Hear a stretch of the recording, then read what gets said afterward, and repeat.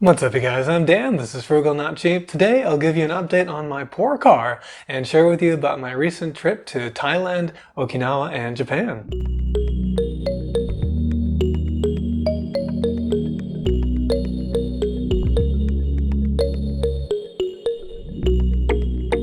Hey guys, so I'm back from my trip, and first off just wanted to give you a quick update on my car. So in my last video I shared that my 2017 Tesla Model S, unfortunately I got in a car accident, and initially it looked like they were going to be able to repair it, which, you know, has downsides as well, because once a vehicle has been in an accident, then of course the resale value of that vehicle is going to drop significantly.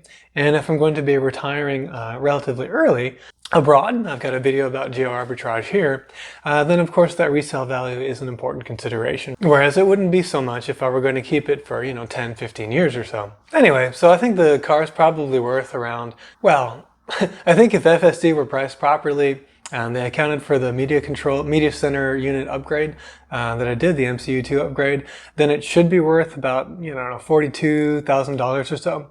But unfortunately those things aren't really priced that way by the market, at least last time that I looked.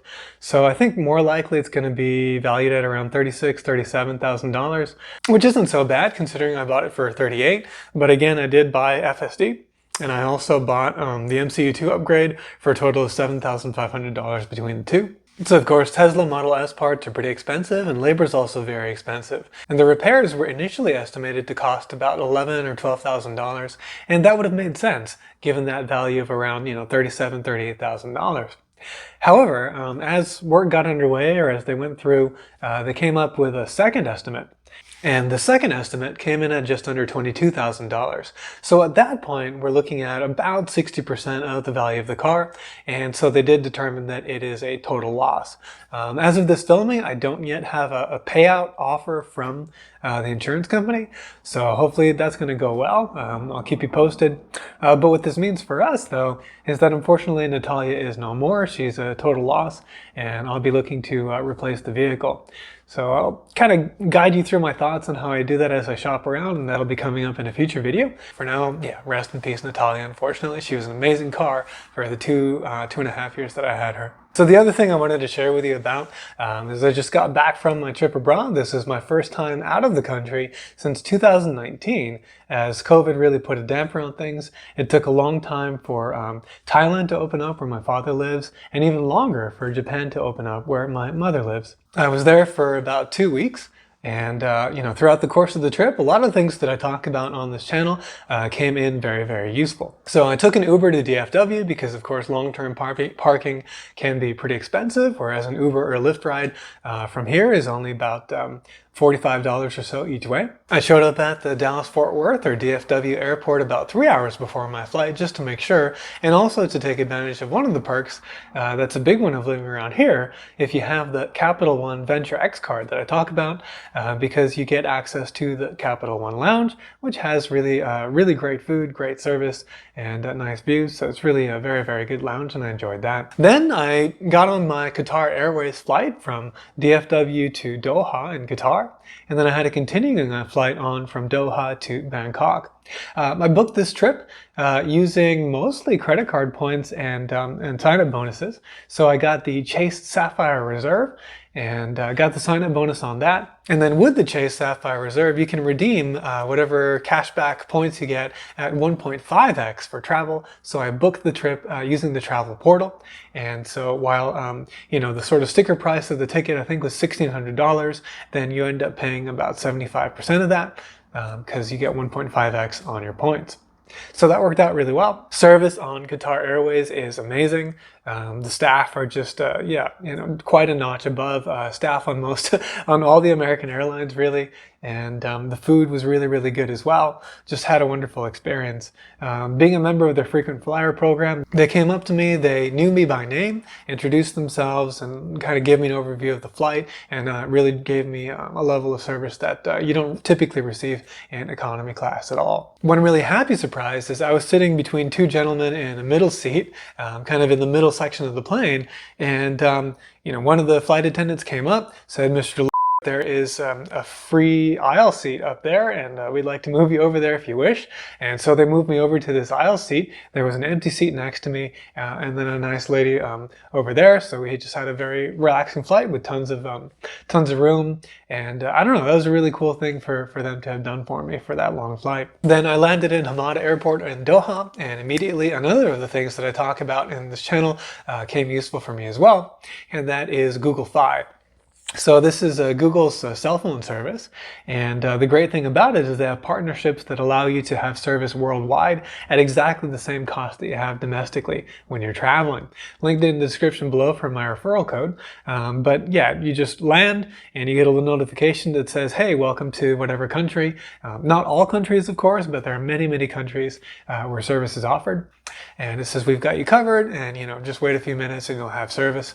And I did. That's pretty awesome. So I used that then to find myself to the next lounge, and both the Chase Sapphire Reserve and the Capital One Venture X provide lounge access.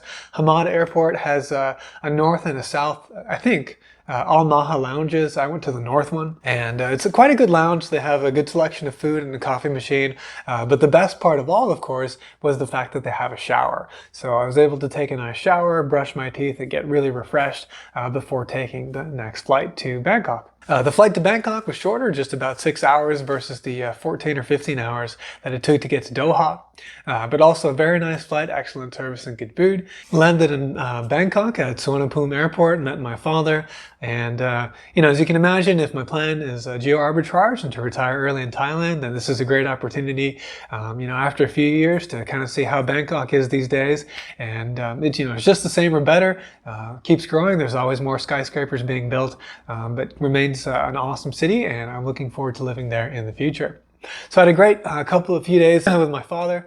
I ate some really, really good Thai food, as you can imagine. And then together we flew over to Kansai Airport, where we met my mother, and then all three of us took a 2-hour flight down to Naha in Okinawa.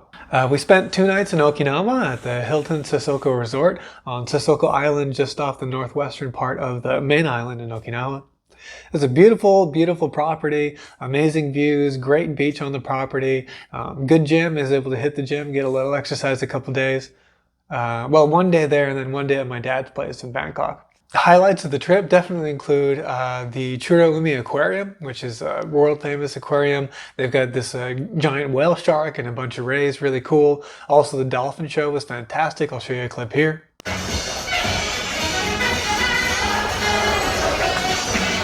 Then we had a wonderful lunch at the Korea Ocean Tower. So it's a little tower with this kind of fun little ride to get up the hill. So you get some good views. You can see this long bridge over to the island where our resort was at. So we just had a lovely lunch there. And then of course the big highlight for me being really into food were the buffet breakfasts and dinners at the hotel. They were absolutely incredible. Huge amount of diversity and really high quality food.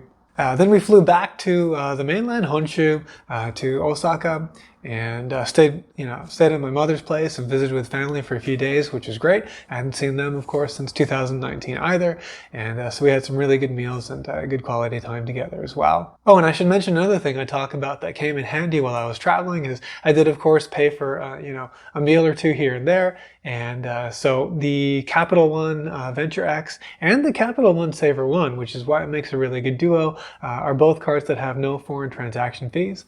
This is also true for the Chase Sapphire Reserve, but it's especially cool for the SavorOne card because it's a no annual fee card that also has no foreign transaction fees. But like all vacations, it flew by, and before you know it, it was over. And so then I had a very long journey to head back. It's the 6-hour flight back to Bangkok with my father. Then I had a pretty long layover, so we actually left the airport, got some dinner near his apartment, and then I headed back to the airport around 11 or so. I hit the lounge there, took another shower before the next couple of flights, and then I had a very, very long journey back here to DFW. So I'm happy to be back, still pretty jet lagged, but slowly getting over it. It was a lovely trip, and time with family, people that you love and care about, is always absolutely priceless. So that was great. This week, hopefully, I should be hearing back from the insurance company on the payout for Natalia. So I'll keep you posted on that. Looking forward to giving you an update as I go car shopping. I'll give you one guess on what kind of car I will be buying. Let us know in the comments below. Thank you very much for watching. Hope you enjoyed today's video. If you did, please hit the like button and consider subscribing, and I will see you in the next video.